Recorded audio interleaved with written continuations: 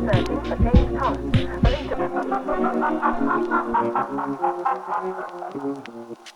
We're talking about The Night Comes For Us, which is a 2018 Indonesian action thriller film. The Night Comes For Us, I think, was one of the first.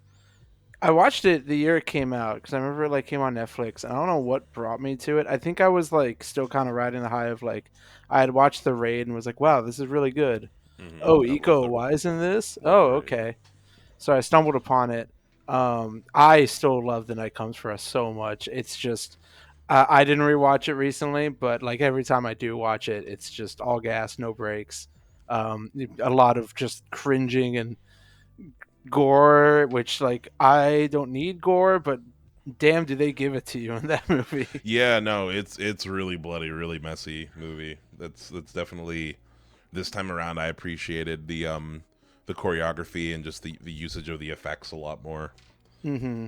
I think what grabs me is they get creative with how they kill people, and they do a good job of like they'll show you something. You're like, uh-oh, a sharp object. I wonder how that's going to come into play.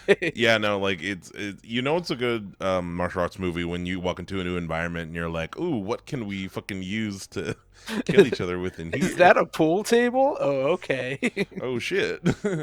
I remember when we watched The Night Comes For Us for the first time.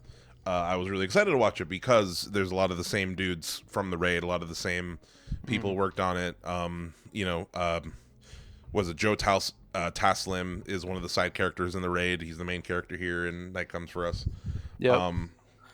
Overall, I think it's a thing where it's like, yeah, the action's great. I think that like my problem is the main character's whole plight is kind of confusing to me.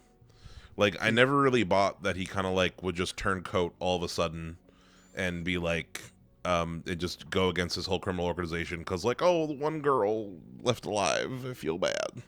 I always took it as kind of like it was a compounding of atrocities that like he just kind of snapped and was like, I can't do this anymore, and just took this girl and was like, okay, what if I don't kill this child?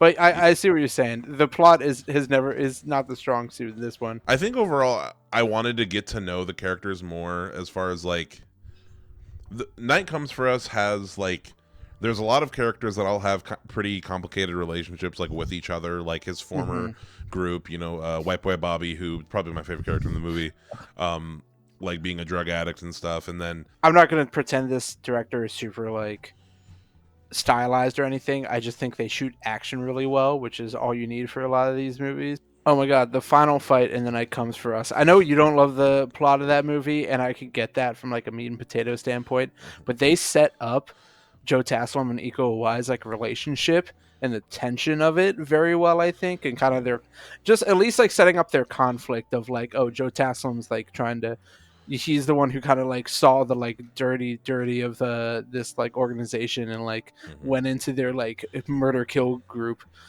and Iko Uwais the one in the suits, like, still getting his hands dirty but being a businessman kind of, and like you kind of just like have like a best way to describe it is like an angel and a devil like battle at the end.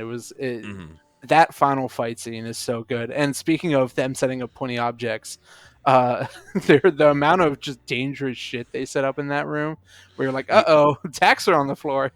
Yeah, there's so many they hurt each other so much in this. It really gets to a point where I'm a big fan of when these big bad one-on-one fights just evolve into men screaming at each other gutturally. Like this end fight scene reminded me of the end of the Northmen or some shit. as far as that goes, like I remember I really liked the little moment where it shows like Ito is trying to fucking push Iko Uwais' head into the saw, and then like his hair gets cut a little, and like yeah, I like there's one really good swing where he's attacking him and like he gives a full kick, and I think the other guy, I don't even know who does it, but one person kicks, the other guy dodges or something, and he just full on like kicks a stone pillar, and you just hear the sound effect is so terrifying for you. You just hear like a crunch to it, and that sticks with me. Just that one shot of him kicking a pillar, and you're like, ugh, that sucks. The police are searching for James Thomas.